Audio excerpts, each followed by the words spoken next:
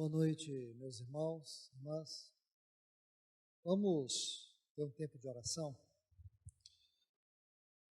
Pai, no nome de Jesus, nós queremos consagrar a Ti esse tempo, consagrar a Ti esse momento de estudo da Tua Palavra, rogar que o Senhor venha de uma maneira muito especial falar a todos nós, que o Senhor possa vir de uma maneira muito especial, abrir a Tua voz aqui entre nós, Pai, em nome de Jesus. Peço, Senhor, que derrame da Tua graça, Senhor, derrame do Teu Espírito, em nome de Jesus, Pai. Nós te pedimos carecidamente, o Senhor traga temor aos nossos corações, Tu possas verdadeiramente trazer temor, Senhor. Em nome de Jesus, amém. Meus irmãos, irmãs, abram comigo suas Bíblias aqui em 2 Timóteo. Nós vamos estudar aqui nesses 4 capítulos,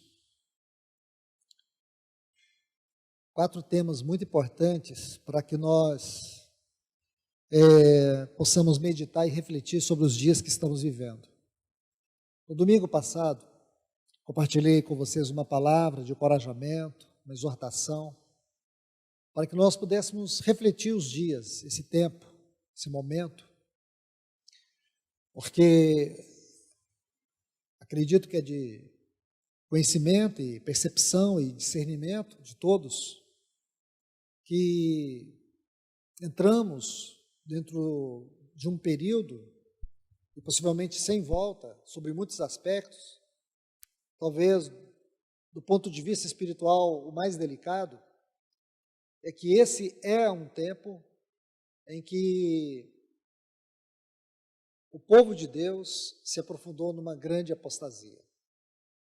Paulo, quando ele escreve para os irmãos em Corinto, ele fala sobre as questões das dificuldades locais que aqueles irmãos viviam. E em determinado momento ele diz para aqueles irmãos que as divisões que eles estavam enfrentando tinham uma causa nobre: revelar os aprovados. E é verdade, meus irmãos, que as crises, elas existem para o povo de Deus para revelar a nossa maturidade, revelar o nosso coração. Aquela crise que houve entre os pastores de Ló e os pastores de Abraão só serviu para revelar o coração de Ló. Se você percorre a Bíblia estudando crises, você vai ver que as crises, elas do ponto de vista espiritual, elas tinham uma característica benéfica. Em que sentido? De sempre revelar o coração dos homens aprovados e expor a condição dos reprovados. Essa é uma época que a gente está vendo isso, vivenciando o quanto pessoas imaturas, elas estão se tornando mais imaturas, ou expondo o lado mais obscuro da sua imaturidade, da sua infidelidade, da sua negligência. Se tem uma coisa que essa pandemia tem provado, do ponto de vista da espiritualidade, é a condição de pessoas espiritualistas. E em muitas oportunidades eu estive advertindo os irmãos nesses últimos dias sobre isso, espiritualismo. Espiritualismo é uma condição da superficialidade da fé. Porque, irmãos, falar de Cristo, falar do Evangelho, mas não conhecer o Evangelho, é superficialidade. Falar de Cristo, cantar canções a Cristo e não ter intimidade com Cristo, é religiosidade. Falar de Deus e não conhecer os seus atributos, e não reverenciar, e não ter temor a Ele, é superficialidade religiosa, é carnalidade. E é o que mais existe hoje. Nós não estamos passando uma grande prova no sentido espiritual. Nós vamos passar, eu acredito. O que nós estamos passando é um tempo de restrição. Uma restrição que atinge o mundo todo. Nós não estamos vendo nenhuma perseguição à igreja. A igreja ela está muito bem acomodada nesse mundo. O nosso grande desafio hoje é permanecer na fé. Nosso grande desafio hoje é sair dessa superficialidade. Nosso grande desafio hoje é viver o Evangelho de maneira genuína, verdadeira, em meio às provas, em meio às opressões, em meio às tribulações. Porque o nosso mundo, ele já vinha em um grande processo de mudanças, mudanças sociais, mudanças de comportamento, uma cultura que ela foi se degradando com a libertinagem. Então, isso veio ocorrendo. O que nós tivemos foi um tempo de clausura, onde as pessoas tiveram que voltar para os seus lares, onde houve o lockdown, e muitas pessoas ficaram restritas aos seus lares. Porém, em muitas situações, as pessoas se encontraram emocionalmente perdidas, sem foco, sem direção, sem rumo. E tudo isso só provou o quanto as pessoas eram superficiais, sem visão, sem esperança, sem fé. Os cristãos, e muitos se mergulharam pelas oportunidades malignas que Satanás cria e tira as pessoas do caminho, tira as pessoas da comunhão. E hoje, irmãos, nós temos que olhar com muito cuidado, com muito discernimento, a questão do evangelicalismo, a questão da espiritualidade degradada. Nós temos que olhar para tudo isso. Por quê? Porque a igreja, ela não está percebendo o quanto ela está perdida na visão e na vocação. O quanto ela está perdida na visão e na vocação. E quando você olha para tudo isso, dentro de todo esse cenário, e você medita, você busca o respaldo da palavra para o discernimento, porque não adianta ter discernimento sem o respaldo da palavra. Então, quando você busca o discernimento com o respaldo da palavra, esse é o discernimento espiritual. Aí você vai percebendo que as pessoas que são sujas, elas vão se sujarem mais. E avançando nesta avaliação, nesta análise, nessa reflexão, dentro do livro de Apocalipse, o que eu lhes mostrei no domingo passado, é que por detrás de todo este cenário obscuro está o inimigo, o anticristo, por meio da pessoa, por meio do espírito e por meio do sistema maligno.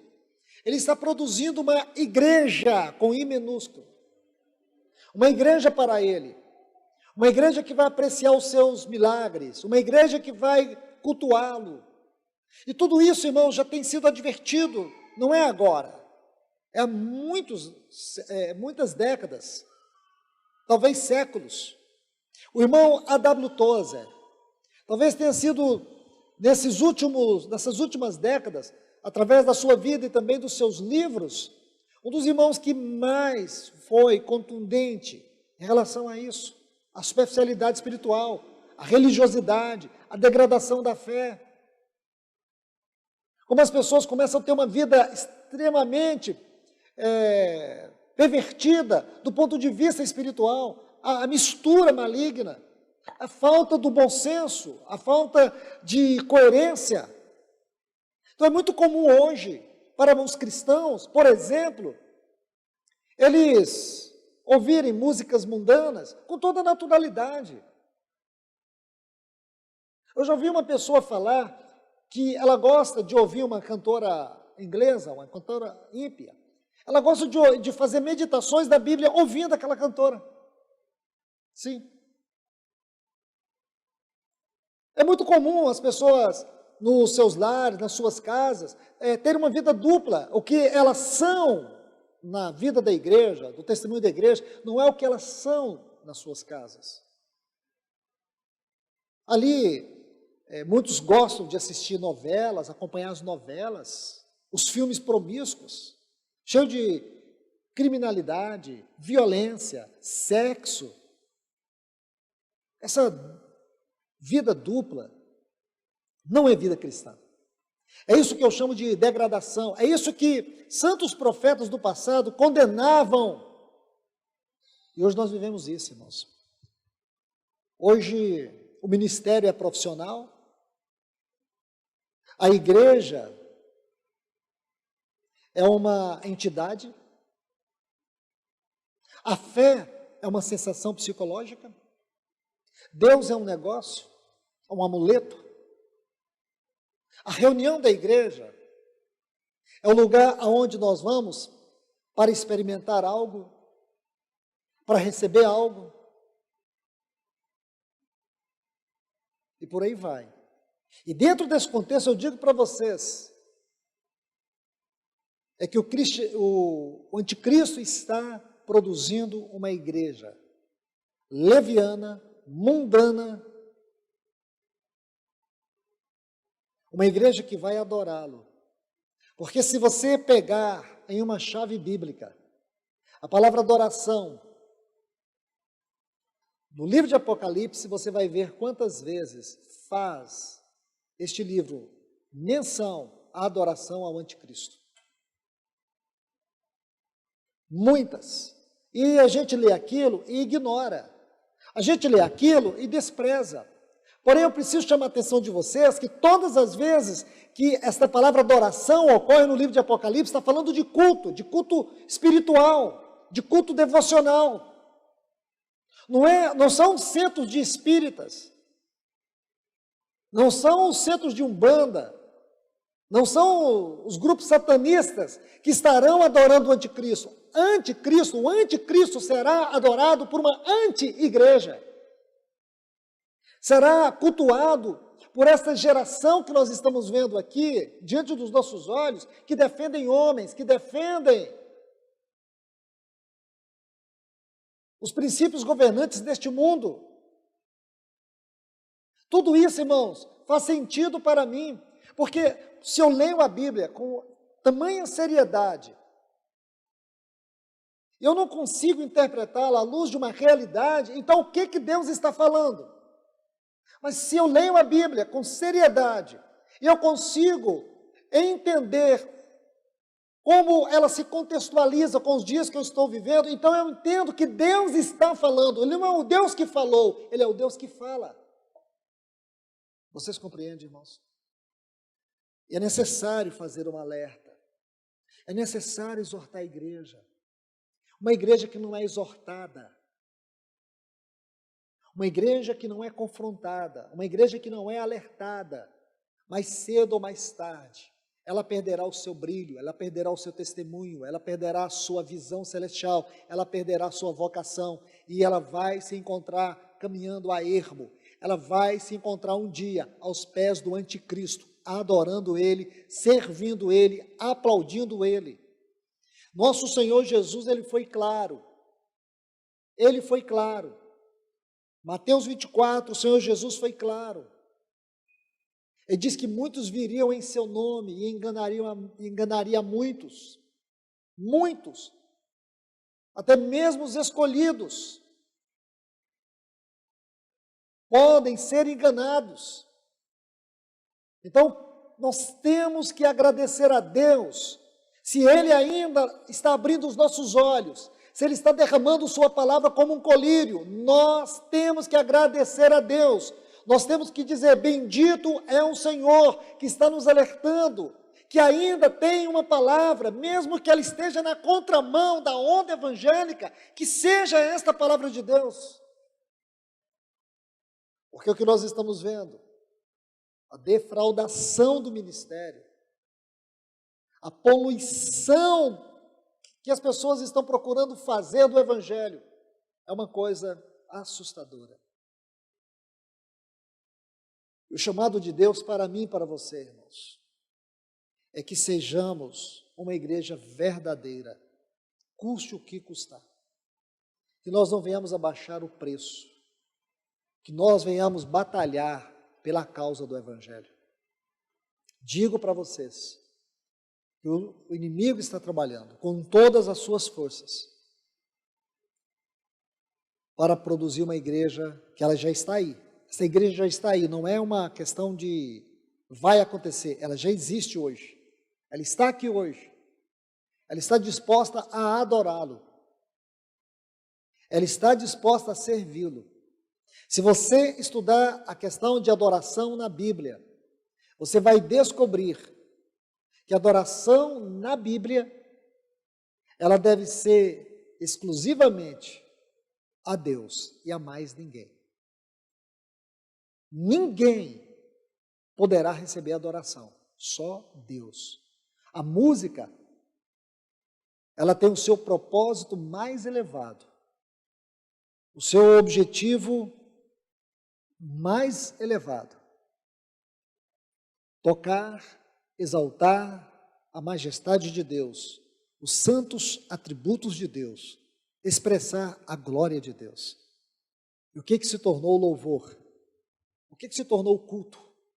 Culto é show. Música é para elevar a nossa alma, irmãos e irmãs.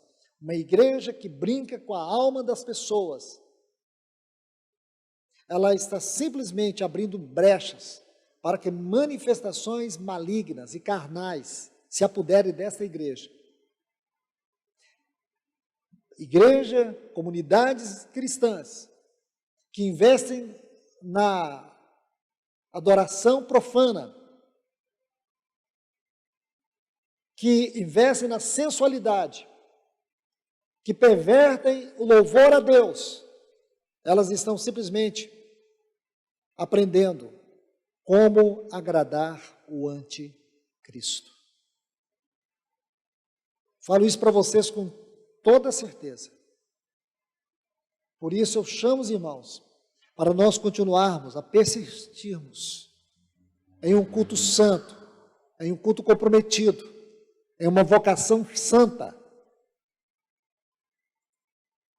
que nós possamos seguir em frente, mas seguir governados pelo Espírito Santo, a não nos deixarmos levar pela onda daquilo que dá certo. Nós não temos que buscar o que dá certo, nós temos que buscar o que é certo, porque pode ser que aquilo que dá certo para o mundo não é o de Deus, não é o propósito de Deus, porque nós buscamos servir a Deus com valores eternos, com princípios eternos. Nossos padrões e o nosso verdadeiro padrão é Cristo. Os nossos fundamentos, eles são celestiais, eles são espirituais. E que nós nunca estejamos dispostos a negociar um só milímetro daquilo que é a visão celestial. Então, meus irmãos e irmãs, eu quero, nesses 4 capítulos, mostrar algumas porções, que elas são verdadeiras exortações, contundentes, dentro desse contexto que nós estamos vivendo. Em especial em relação àquilo que é o Evangelho. E digo para os irmãos, digo para vocês, eu não vou, irmãos, dar conta da vida de ninguém aqui diante de Deus, como ninguém vai ter que dar conta da minha vida. Quando Paulo exorta os irmãos em Corinto, ele fala sobre os anciãos, ele diz assim, como se fosse dar conta, certo? Como? É como se fosse. Quando ele está falando lá em 2 Coríntios capítulo 11, a grande exortação, zelo por vós com zelo de Deus. Então ele vai dizer ali, parafraseando, como se ele fosse dar, certo? Ele não está dizendo que ele vai dar, porque cada um de nós somos responsáveis pela nossa vida, pela nossa responsabilidade ou pelos encargos que o Senhor tem nos dado. E aqueles irmãos que servem, seja no ministério da palavra, no ministério pastoral, no ministério da obra, ministério de ensino, seja como for, eu digo para vocês, eles vão ser responsáveis pelo encargo que receberam. Então você tem que ter consciência disso. É você que vai chegar no tribunal de Cristo e vai ter que responder por tudo que Deus tem confiado a você. Nós temos que responder diante dele um dia. Então, meus irmãos, não pensem vocês que alguém vai ter que chegar por você lá. É você e eu que vamos chegar diante dele. Então, com essa consciência, que o Senhor nos ajude a viver a vida com mais seriedade.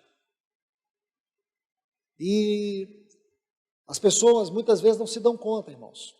Elas só se dão conta enquanto estão ouvindo. Mas a memória leva poucos minutos para esquecer tudo e voltar à mesma vida velha, sem transformação.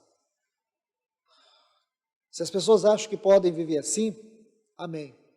Mas o certo é, um dia Deus vai mostrar para todos nós que nós não somos inocentes diante dele.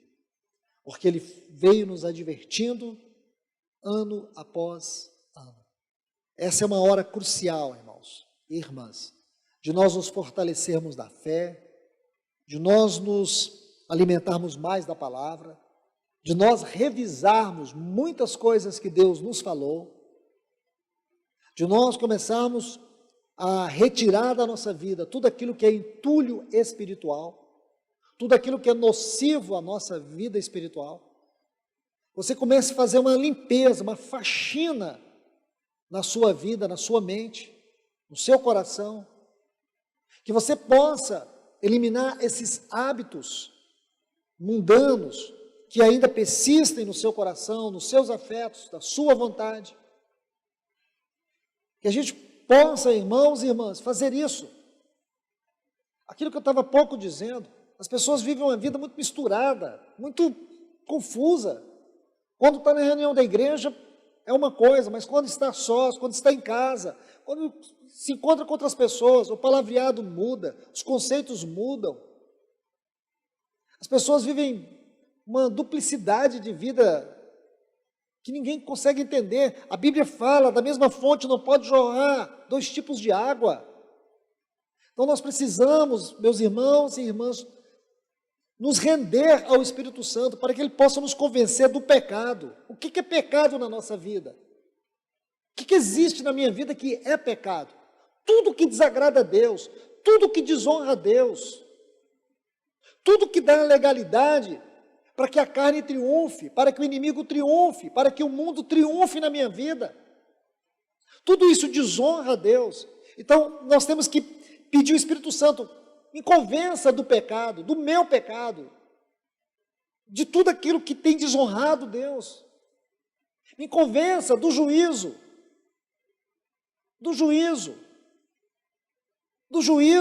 que Deus um dia vai exercer lá no tribunal de Cristo.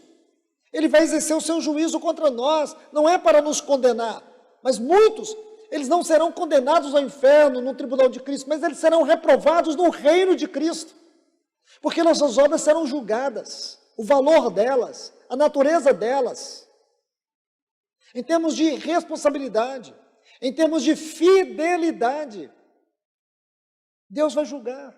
E o Espírito Santo precisa nos convencer da justiça de Deus, do juízo de Deus, porque Deus é justo. Nós precisamos conhecer a justiça de Deus, saber que Deus, nele não existe variações, ele é um Deus correto, ele é um Deus santo, ele é um Deus que não se convence, mesmo que nós possamos usar todas as nossas artimanhas, mesmo que nós venhamos tentar produzir com as nossas obras algo de valor que possa nos favorecer diante dele. Deus não se deixa levar, ele é um Deus justiça. O Espírito Santo precisa nos convencer quanto à justiça de Deus e quanto ao juízo de Deus. Nós precisamos dessa ajuda do Espírito Santo. Então, meus irmãos e irmãs, aqui 2 Timóteo, capítulo 1, vamos ver 4 exortações. Aqui está a primeira, versículo 14. Guarda o bom depósito mediante o Espírito Santo que habita em nós. Observe o que ele diz, guarda esse bom depósito. Se você estudar as duas epístolas, você vai ver que este bom depósito tem a ver com o Evangelho. O Evangelho. Irmãos e irmãs, como Satanás trabalhou nesses 2000 anos para enfraquecer o sentido desta palavra Evangelho. Se você é um cristão raso, confuso, superficial, você nunca saberá o verdadeiro sentido da palavra Evangelho. Hoje, Evangelho é uma coisa muito genérica. Hoje, Evangelho é algo que as pessoas não perscrutam, não conhecem, não discernem, não entendem. Parece que o Evangelho é tudo que fala de Deus. Tudo que as pessoas falam de Deus é Evangelho. Nós vamos estudar, se o Senhor permitir, na próxima semana, nós vamos iniciar o estudo da Epístola aos Gálatas. Esta palavra, nessa epístola, é uma palavra sagrada, é uma chave. É uma chave. Essa epístola, embora bem pequena, uma epístola curta, porém, esta palavra, Evangelho, é uma palavra que tem um grande realce dentro dessa epístola. E ali você vai ver uma frase muito interessante, que especialmente Paulo usa no capítulo 1, outro evangelho. Então existe o evangelho e existe outro evangelho. Ele chega a dizer no versículo 1, no versículo 8 do capítulo 1, se alguém vos anuncia outro evangelho, que não seja este, é maldito. Esse texto é muito importante. Outro evangelho. Existe um outro. Existe um evangelho falsificado. Existe um evangelho que ele traz dentro do seu conteúdo a raiz do engano, da mentira. Que aparentemente este outro evangelho, ele traz satisfação, mas ele tem o único objetivo de atingir nossa alma e nunca o nosso espírito. O evangelho de Cristo, o evangelho que ele tem sua origem, a sua derivação em Cristo, é aquilo que está em Hebreus 4:12, é uma espada viva, cortante e penetrante. Este é o evangelho que perfura, o evangelho que esmaga, o evangelho que corta, o evangelho que ele nos coloca prostrado, o evangelho que nos leva à conversão, que nos leva ao arrependimento. Este é o evangelho. O que Paulo disse, eu não me envergonho do evangelho porque ele não tem, ele é o poder de Deus. Ele não é um evangelho humano, ele é um evangelho divino. Ele é a revelação plena do propósito eterno de Deus. Este evangelho, ele é poder. Esse evangelho, ele nos confronta, ele nos liberta, ele é luz, ele é vida. Ele é unção, ele é graça, ele é amor. Esse evangelho, ele procede da pessoa e da obra do nosso Senhor. Quando o nosso Senhor entrou nas profundezas do abismo, ele foi até o Tártaro, ele pregou aos espíritos em prisão o quê? O evangelho. Então, irmãos, durante 2000 anos, se eu pudesse definir a pior obra de Satanás, eu diria assim para vocês. Como vou dizer agora? A pior obra de Satanás, ao meu ver, foi diluir na mente dos cristãos o conceito do evangelho. Porque dá-se a ideia que o evangelho é qualquer coisa que alguém pregue sobre Deus. Sendo que o nosso Senhor Jesus advertiu que muitos viriam para enganar através do quê? De um falso evangelho. De um evangelho recheado de mentiras, de engano. Queridos irmãos, irmãs, essa maravilhosa carta, não essa maravilhosa carta, essas duas preciosas cartas que Paulo escreveu para Timóteo, ele trata disso com muita propriedade. Observe aqui, por favor, no capítulo 4. Ele diz assim, a partir do versículo 1, o Espírito afirma expressamente, essa palavra expressamente, ela tem que ser examinada com muito zelo, porque ela traz o sentido de uma urgência. Urgência é algo que é urgente, é algo que precisa ser visto com muito cuidado. O Espírito expressamente, urgentemente. Paulo buscou esta palavra apenas para acentuar a importância. Ele diz assim, que nos últimos tempos, meus irmãos, Paulo dizia isso, mas ele dizia com um coração profético. Ele estava dizendo para Timóteo, porém o Espírito Santo está dizendo a nós. O que eu quero dizer, e eu me atrevo aqui a dizer isso para vocês, se essa carta foi importante para Timóteo, amém, com absoluta certeza, foi. Porém, quando você olha de uma maneira mais cuidadosa, você vai ver que aqui, neste primeiro versículo, você vai perceber que o grande objetivo, o objetivo final, o cumprimento final do que está escrito aqui, era para nós, e precisamente para a igreja que viveria aquele tempo perto da vinda do Senhor, na proximidade da vinda do Senhor. Por isso, esta frase, últimos tempos, ela foi colocada aqui. E esta frase, ela se harmoniza muito bem com a outra frase, o Espírito afirma expressamente. Quando você junta essas duas frases, você percebe que dentro do coração de Paulo havia um clamor de Deus. Por isso que, ao ler um texto como esse, ele precisa, muito mais do que saltar diante dos nossos olhos, ele tem que causar um grande impacto no nosso coração.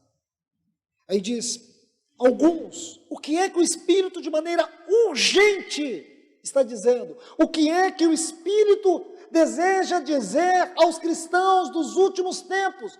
Nós somos os cristãos dos últimos tempos. E o que o Espírito Santo quer dizer com urgência aos cristãos dos últimos tempos? Que alguns apostatarão da fé por darem crédito, por darem ouvido a quê? A ensinos de demônios. Ensinos de demônios é o outro evangelho. Ensinos de demônios não são os ensinos ministrados nas encruzilhadas, nos salões de feitiçaria, de satanismo. Não. Os ensinos de demônios aqui que Paulo está dizendo para Timóteo, o Espírito está dizendo a nós. Separe isso. Paulo disse a Timóteo, ele escreveu para Timóteo, porém o Espírito Santo está dizendo a nós, tente separar isto. Ele está dizendo a nós sobre ensinos de demônios. Aonde? Agora. Sabe o que são esses ensinos de demônios? É o que nós estamos assistindo, presenciando. São essas mensagens que você acha muito bonita, porém não tem vida, não tem confronto, não te transforma, não te quebranta, não te leva à oração, não te leva à rendição, não te leva ao arrependimento, não te coloca aos pés do Senhor. Estes são os ensinos de demônio. Essa mensagem superficial, essa mensagem que massageia ego, são ensinos de demônios. Essas mensagens que não nos leva a colocar o nosso rosto aos pés do Senhor, são ensinos de demônios. Consegue entender isso? Essas mensagens recheadas de chavões, de retórica, são ensinos de demônios que não visa livrar as pessoas do inferno, porém enraizá-las na terra. São ensinos de demônios. É isso que ele está dizendo. É disso que o Espírito Santo está nos advertindo. Ele diz, pela hipocrisia. Sabe o que é hipocrisia aqui? Dissimulação. falsidade, ensinos recheados de dissimulações. Se você pegar apenas essa última frase, espíritos enganadores, ensinos de demônios, pela hipocrisia, pela dissimulação, tem um livro na Bíblia que ele foi todo escrito para tratar desse assunto, o livro de Judas. Consegue entender, irmãos? Você vê aqui, dos que falam mentiras. É isto que é o outro evangelho. Este é o outro evangelho. Quando você analisa apenas 2 textos, você consegue compreender o peso que tem toda esta carta, dentro desse contexto, dentro deste assunto. Então Paulo está colocando aqui esse paradoxo, ele está mostrando para nós, guarda o bom depósito. Por que guardar o bom depósito? Porque somente o bom depósito, a palavra bom aqui, ela traz a ideia de beleza no sentido mais elevado da definição. Também traz a ideia de bondade no sentido mais elevado da definição. Quando você pega bondade e beleza no sentido mais elevado da definição, você está falando do caráter de Deus.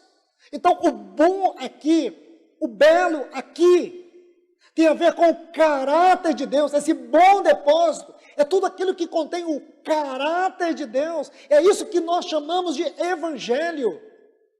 Evangelho tem a ver com o caráter de Deus. Então, irmãos, eu volto a dizer para vocês, qual foi a terrível obra de Satanás nesses 2000 anos? Enfraquecer o evangelho, diluir o evangelho. Produzir uma mensagem que ela visa unicamente massagear o ego, porém nunca tocar o nosso espírito. E este é sempre o grande diferencial entre o evangelho e o falso evangelho. Porque o falso evangelho, ele traz as suas nuances antropocêntricas, coloca o homem no centro. Tem até um vídeo muito popular nos nossos dias, em que um coach, ele vira assim para a sua plateia e diz, você é o centro. E ele começa a falar das pessoas. Que mentira! E quem ouve isso, irmãos, não fica feliz em saber que eu sou o centro. Esse era o pensamento medieval, que os astros giravam em torno da Terra. O inimigo vem fazendo isso, colocando um evangelho antropocêntrico. Porque todo o trabalho de Satanás, desde a sua queda, ou antes da sua queda, por que não dizer assim, antes da sua queda, o que deixava Lúcifer inconformado? É porque Cristo sempre foi o centro de tudo para o Pai. Ele não deixou de ser. E ele tem toda a centralidade, ele tem toda a preeminência. Existe um livro escrito na Bíblia para tratar deste assunto com grande propriedade. A carta que Paulo escreveu aos Colossenses. Nesta carta, você vai ver que a grande ênfase é que Cristo, ele é preexistente, que Cristo, ele é eterno, que Cristo é o centro, que ele tem toda a centralidade em toda a eternidade. E é isso que Satanás trabalha. Por isso hoje, como eu estava dizendo há pouco, as adorações, os cânticos hoje, são voltados muito à igreja. Os cultos têm a ver com o nosso bem-estar. As pessoas entram num culto cristão, elas saem cheias de motivações. Elas saem tão felizes. Não demora muito tempo. Aí vem a ansiedade, a depressão, a opressão, a destruição. Porque este evangelho é o evangelho do engano, é o outro evangelho. Então a primeira exortação aqui é esta, meus irmãos e irmãs. Guarda o bom depósito. Reflita comigo aqui, observe. Volte para o versículo que faz contexto a este texto, a este versículo 14. Olha o versículo 13. 2 Timóteo 1,13. Olha o que ele diz: mantém o padrão das sãs palavras. O que significa estas sãs palavras? É uma outra forma de Paulo descrever o Evangelho. O Evangelho são palavras santas. Por quê? Porque essas palavras, elas são extraídas do caráter santo de Deus. Essas palavras, elas visam santidade, visam transformação. Lembre-se, irmãos, nós éramos filhos da ira. Nosso padrão não era um padrão celestial, nosso padrão era adâmico. Nosso padrão, como diz Paulo em Efésios capítulo 5, nós éramos filhos das trevas. Era um padrão de trevas, era um padrão de desobediência, era um padrão de filhos da ira. Era um padrão, como ele escreve em Colossenses 1,13, daqueles que estavam debaixo de um governo, de um império de trevas. Mas, como está lá no versículo 4 do capítulo 2, mas Deus, esse mas Deus é o Evangelho. O Evangelho não é mas eu, é mas Deus. Nós estávamos cegos, nós estávamos mortos, nós éramos filhos da ira, nós estávamos em trevas, mas Deus, sendo rico em misericórdia, por causa do grande amor com que nos amou, Ele nos amou, não porque Ele viu algo de bom em nós, Ele nos amou por causa da sua infinita e eterna capacidade de amar. Ele nos amou, Ele não nos amou porque Ele previu que nós seríamos bons, não, Ele nos amou pela sua própria compulsão, pela compulsão do seu próprio ser. Ele nos amou, e por causa desse grande amor com que nos amou, estando nós, em qual condição? Mortos. Mortos em quê? Em pecados, em ruína moral. Nós estávamos mortos. Ele nos deu vida, juntamente com Cristo. Este é o Evangelho. E quando esse Evangelho entrou em mim e em você, ele nos tirou do império de trevas, ele nos tirou da condição de filhos da ira, e ele nos colocou numa filiação eterna em Cristo Jesus. Isso é o Evangelho. Não é um Evangelho qualquer. Não pode ser um Evangelho qualquer. Não é uma coisa qualquer. Não é uma experiência qualquer. Não é uma religião. Não é, irmãos. Isto é o Evangelho. Isso é libertação. Nós estávamos debaixo de um jugo de pecado, de uma condição de escravos, da ira, éramos filhos. De Satanás nós éramos propriedades.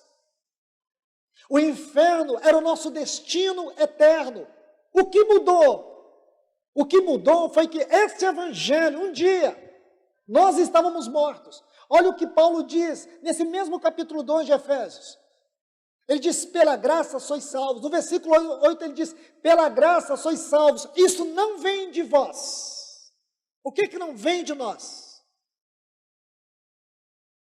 Ele diz, pela graça sois salvos mediante a fé. Isto não vem de vós.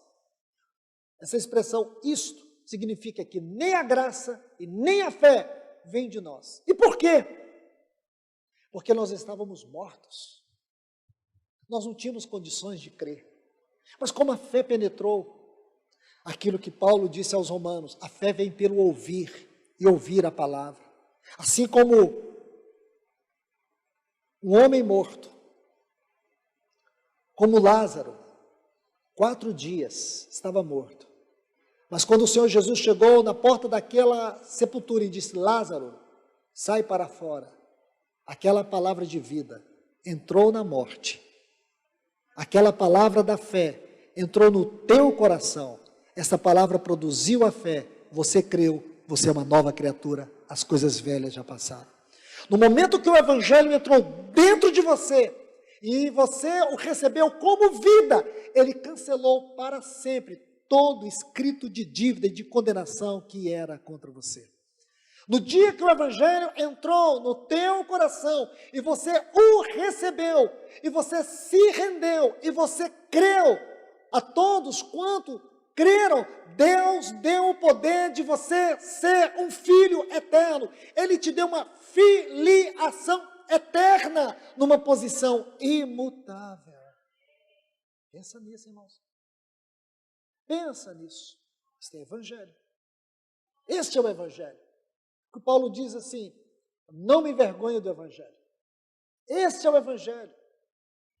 Isso não vem de vós. A graça não vem de nós. Ele nos amou, Ele foi misericordioso, Ele derramou sua graça. O amor, a misericórdia e a graça é o conteúdo do Evangelho dado a nós. O amor de Deus. No amor de Deus, Ele se deu a nós. Deus amou o mundo de tal maneira que deu. O amor de Deus fez de Deus uma dádiva para nós.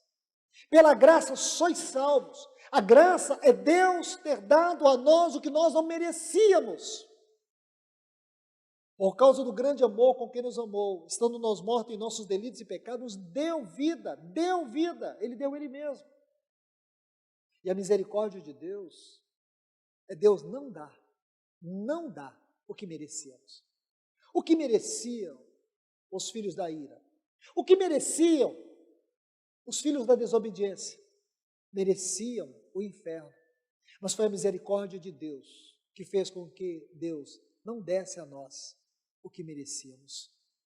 Esta misericórdia, esta graça, é este amor que é o conteúdo do Evangelho, meus irmãos e minhas irmãs. Vamos para um outro texto, porque eu preciso concluir este assunto. Já vi que eu não vou conseguir, mas o assunto do Evangelho é algo que nós vamos estudar durante algum tempo, juntamente com vários irmãos aqui, sobre a Epístola aos Gálatas. Capítulo 2, 3 e 4. Paulo diz: participa dos meus sofrimentos como um bom soldado de Cristo Jesus. Nenhum soldado em serviço se envolve em negócios desta vida, porque o seu objetivo é satisfazer aquele que o arregimentou. Essa é outra exortação muito importante para os dias que nós estamos vivendo. Como eu disse, dias conturbados, de incertezas, de conflitos. Porém, esses dias, eles só estão afunilando, porque nós sabemos que nessa última década, o mundo entrou em um profundo colapso social e moral. Nós vimos aqui, eu até citei isso na última palavra, eu estava vendo um pequeno vídeo e vendo a população da Argentina vibrando. E toda aquela vibração, toda aquela alegria festiva, era porque agora as mulheres têm o direito de fazerem dos seus úteros um cemitério. Não é absurdo isso, irmãos? Mulheres agora podem matar os seus filhos. Eu estava vendo uma estatística, até publiquei, se eu errar aqui na informação, vocês me perdoem. Eu vejo, foi até um escritor que citou isso, e eu vejo que as pessoas perdem a noção. Parece que no último ano, 42 milhões de crianças foram assassinadas no útero de suas mães. E você não vê nenhum jornal, nenhum jornalista, nenhuma emissora estarrecida com isso. Mas as pessoas estão estarrecidas porque 2 milhões de pessoas morreram de Covid no mundo todo. Se eu estiver aqui trocando os números, vocês me perdoem, trocando assim, errando, mas eu acho que é isso a estatística. Eu até publiquei isso numa página. Mas irmãos e irmãs, e é uma grande verdade. Como que o mundo não se assusta com isso? Não dá para entender. Se realmente estão preocupados em salvar vidas, como que existem pessoas, aqui no Brasil, existe uma grande corrente de intelectuais, de políticos, de artistas, jornalistas, escritores e tantas outras pessoas que se auto-intitulam parte da grande massa de intelectuais da nossa nação, que estão trabalhando com todo esforço para que isso também seja aprovado de maneira ampla em nosso país. Não é assustador? Não tem uma questão delicada aí? Quem se importa, irmãos? Quem se importa com isso? Eu estou citando apenas esse exemplo, mas poderia citar outros, que mostra a degradação da nossa sociedade. Meus irmãos, o Senhor busca nesse tempo uma igreja que tenha testemunho, uma igreja que verdadeiramente seja clara na sua vocação. Esse mundo não tem esperança. O que Paulo está dizendo aqui nesses textos, sofre, participa dos meus sofrimentos. O que significa essa frase nesse contexto? Será que Paulo está dizendo para Timóteo que ele viesse para a prisão juntamente com ele? Não. O que Paulo estava dizendo, isso precisa ser entendido com toda clareza. Paulo estava naquela condição de sofrimento, de condenação por causa do Evangelho. Você entende? Participar dos seus sofrimentos não era estar na mesma condição de prisão, mas aquilo que o levou à prisão, aquilo que o levou a sofrer. Por que Paulo estava preso? Paulo estava preso por causa do Evangelho. Então o que Paulo está dizendo para Timóteo aqui é: sofre pelo Evangelho. Sofre, paga o preço por ele. Será, irmãos, que nós estamos dispostos a sofrer pelo Evangelho? Não é mais fácil pregar o que todo mundo está pregando? Não é mais fácil você pregar um Evangelho que produz sensações positivas? Não é mais fácil fazer o papel do bobo da corte, tentar alegrar as pessoas? Não é melhor assim? É melhor. Porque você vai ser sempre aplaudido, amado, lisonjeado, honrado. Mas como Paulo morreu? Paulo morreu de uma maneira vergonhosa para os padrões sociais daquela época. Mas os profetas morreram assim. Isso está registrado em Hebreus capítulo 11. A história dos apóstolos, eles não tiveram vida fácil. Eles tiveram que viver na contramão. Quem hoje está disposto a viver na contramão? Não é melhor seguir o curso do mundo? Não é melhor ser uma igreja onde as pessoas possam dizer: este é um povo feliz, este é um povo festivo, este é um povo alegre, este é um povo que tudo pode, tudo faz. Esse é um povo que eles não têm como ser discriminados. Irmãos, sabe por que muitos estão assim? Porque nunca confrontam o pecado. Porque nunca mostram a verdade. Porque muitos dos seus líderes vivem em função de satisfazer o ego das pessoas. Pregam o que as pessoas querem ouvir. Falam coisas bonitas. Não estão dispostos a pregar o Evangelho verdadeiro. Porque esses pregadores, eles só se importam com a vida deles, com o bolso deles. Eles fazem da igreja um cabide de emprego. Porque para muitos desses, a obra de Deus é um negócio particular. É algo profissional. Mas eu tenho certeza que um dia o justo juiz julgará essas pessoas. Então, meus irmãos, nosso chamado aqui é pagar o preço pelo Evangelho. Esse preço envolve muitas coisas. Não só o preço quanto à verdade, mas o preço da consagração, da dedicação e da devoção. O preço diante de Deus e o preço diante das pessoas. O preço que se tem que pagar no púlpito, mas o preço que tem que se pagar primeiramente diante de Deus. Porque o nosso serviço, ele é, por excelência, um serviço a Deus.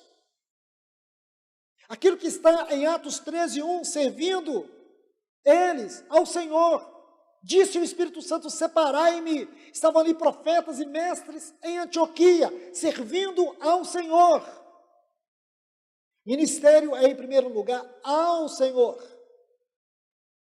Então, este também é o preço que temos que pagar. O preço da dedicação, o preço da devoção, o preço da entrega, o preço da consagração. Para que nós não sejamos canais sujos, tentando que uma água limpa e pura, que procede do trono, percorra nossa vida para fluir sobre outros. Deixe-me avançar um pouco mais. A terceira exortação está no capítulo 3. A partir do versículo 13, Paulo diz: os homens perversos e impostores irão de mal a pior, enganando e sendo enganados. Tu, porém, essa é uma frase muito importante, porque ela coloca um contraste. Tu, porém, permanece naquilo que aprendestes, e de que fostes inteirado, sabendo de quem o aprendestes, e que desde a infância sabes as sagradas letras, que podem tornar-te sábio para a salvação pela fé em Cristo Jesus. Então aqui Paulo coloca essa linda exortação para Timóteo. Ele coloca esse contraste sobre os homens perversos.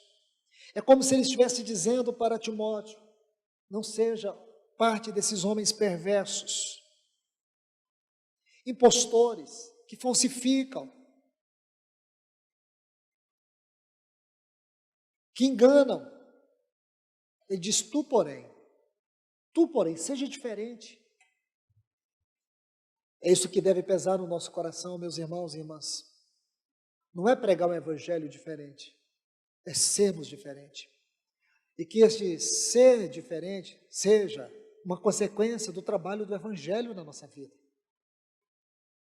O grande apelo para nós é que nós entremos no contexto, no curso, como o mundo hoje está. É que nós venhamos seguir o caminho da maioria. O grande apelo, o grande chamado agora, é para que nós venhamos baixar o preço. Porque se vocês levarem o preço do evangelho, da pregação, do testemunho, da vida, da vocação, as pessoas não vão querer. Irmãos, Jesus, em algum momento do seu ministério, ele se adequou à palavra para agradar as pessoas? Em algum momento, os apóstolos deixaram de pregar o evangelho com todas as suas implicações sérias para facilitar a congregação ou o contexto onde eles viviam? Não, irmãos. Estude a história desses apóstolos. Você vai ver a história de cada um deles, as perseguições, as oposições, porque eles nunca abaixaram o preço. O inimigo é astuto, o inimigo vai se utilizar de todas as formas para nos fazer desanimar, para nos fazer retroceder. Eu convido os irmãos, debaixo do nome de Cristo Jesus, nunca e por nada venhamos retroceder. Que nenhum apelo seja o suficiente para fazer você abaixar suas armas. Que seja crises interiores, exteriores, na sua casa, onde for. Não retroceda. Avance. Peleje. Tu, porém, seja diferente. E por último, irmãos, capítulo 4.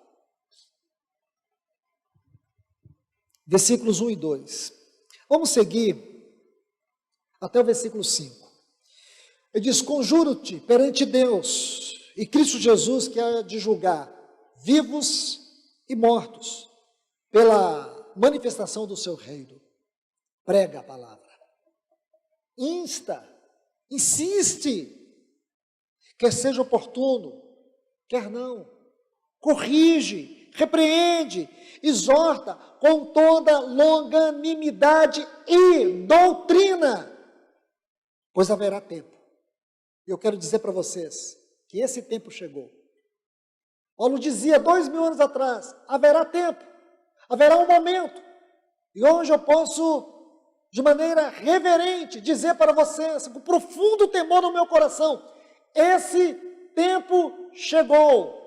Haverá tempo em que não suportarão a sã doutrina, a doutrina santa. Preferirão pregar mensagens humanistas, motivacionais, sensacionalistas. É isso que Paulo está dizendo aqui. Ele diz, pelo contrário, cercar-se-ão de mestres, segundo as suas próprias cobiças. Irmãos, que clareza tem esse texto no contexto que estamos vivendo. É justamente o que nós estamos vivendo. Esse tempo, as pessoas preferem ouvir o que gostam, buscam mestres para satisfazer suas cobiças. Por quê? Porque a vontade de Deus não importa. O que Deus quer para você importa sim, porque o que Deus quer para você poderá te livrar eternamente, ou não é poderá, te livrará eternamente do inferno. Entende, irmãos? Agora, o que eu quero, o que eu penso, o que eu sinto, é o que poderá levar minha alma a se perder. E aqui diz Paulo, que essas pessoas procurarão cercar-se-ão de mestres, segundo as suas próprias cobiças, como que sentindo coceira nos ouvidos. Coceira em que sentido? Para ouvir o que querem, para ouvir que satisfazem seus corações, e se recusarão a dar ouvido à verdade, entregando-se às fábulas. Essa frase, entregando-se às fábulas, estava muito dentro do contexto do que Paulo vivia. Porém, hoje, irmãos, nós sabemos que isso aqui não tem nada a ver com aquela cultura da didática, tanto judaica, sem vida, como a retórica grega, que visava muito o intelecto. Então, Paulo está dizendo aqui, nesse contexto, tem que ser interpretado dessa forma. Porém, contextualizando, nós podemos dizer aqui, que esse sentido aqui, entregando-se às fábulas, mensagem sem conteúdo, sem vida, sem essência espiritual. Esse tipo de mensagem que é pregada para entreter, mas nunca para convencer do pecado, da justiça, do juízo. Então vamos aqui, irmãos, para encerrar. Aí ele diz, se recusarão a dar ouvido à verdade. Aí ele diz mais, no versículo 5, tu porém, ser sóbrio em todas as coisas, ser sóbrio, suporta as aflições, faz o trabalho de um evangelista. O que é o trabalho do evangelista? É o trabalho daquele que expõe o evangelho, que prega o evangelho. É o que ele diz aqui no versículo 2, prega a palavra. Esse é o trabalho do evangelista, prega a palavra, não pregue fábulas, não procure satisfazer o que as pessoas querem, não seja como estes mestres que pregam aquilo que as pessoas querem ouvir, pregue o que Deus quer falar. É isso que Paulo está dizendo, prega o evangelho. Pregar o evangelho é pregar aquilo que Deus quer falar, não é pregar o que as pessoas querem ouvir. Consegue entender, irmãos? É isso que Paulo está dizendo. Ser sóbrio, faz o trabalho de um evangelista, cumpre cabalmente o encargo que você tem do Senhor. Então, meus irmãos e irmãs, essas 4 exortações que eu quero deixar aqui para vocês, concernente à nossa mais urgente necessidade do retorno verdadeiro ao Evangelho de Cristo. Nós não podemos falhar, nós não podemos retroceder. E aqui eu falo para todos vocês que estão me ouvindo, aos irmãos que estão no Zoom, por causa desses protocolos, ainda não podemos reunir todos juntos. Mas estamos aqui com os irmãos do Zoom, vocês aqui, eu digo para todos, não vamos retroceder. Vamos prosseguir no Evangelho de Cristo, porque um dia o nosso Senhor voltará, e Ele será glorificado na sua igreja.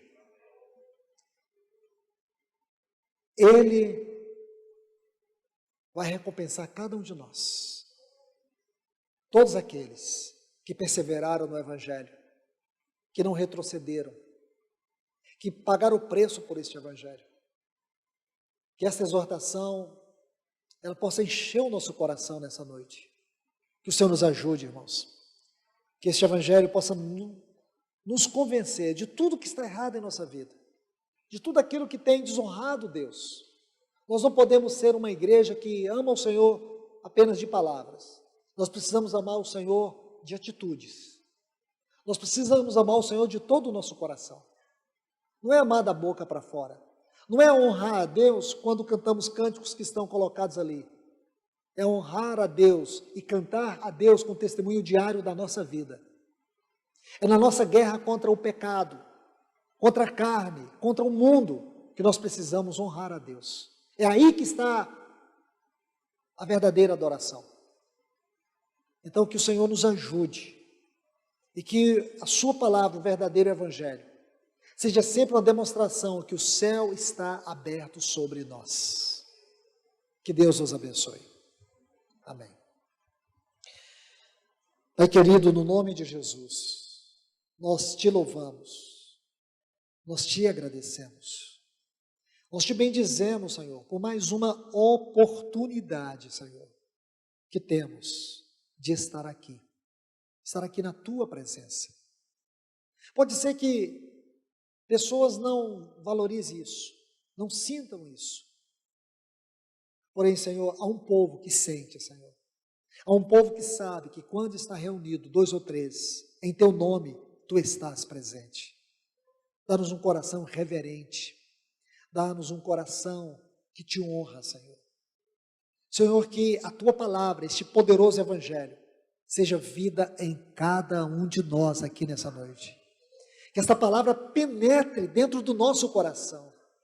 Senhor, arranca o que tem que ser arrancado. Nos liberte de tudo aquilo que não tem honrado o Senhor na nossa vida. Tire de nós toda essa mistura, toda essa água suja desse mundo, das coisas vãs desse mundo. Aquilo que tem roubado o nosso tempo com o Senhor, tira da nossa vida. Pelo poder do teu Espírito, pelo poder da tua palavra. Tira, Senhor, em nome do teu Filho Jesus. Nós confiamos no poder da tua palavra. Nós confiamos no poder do Evangelho. Nos ajude, Senhor, a experimentar esse poder na nossa vida. Em nome de Jesus. Amém.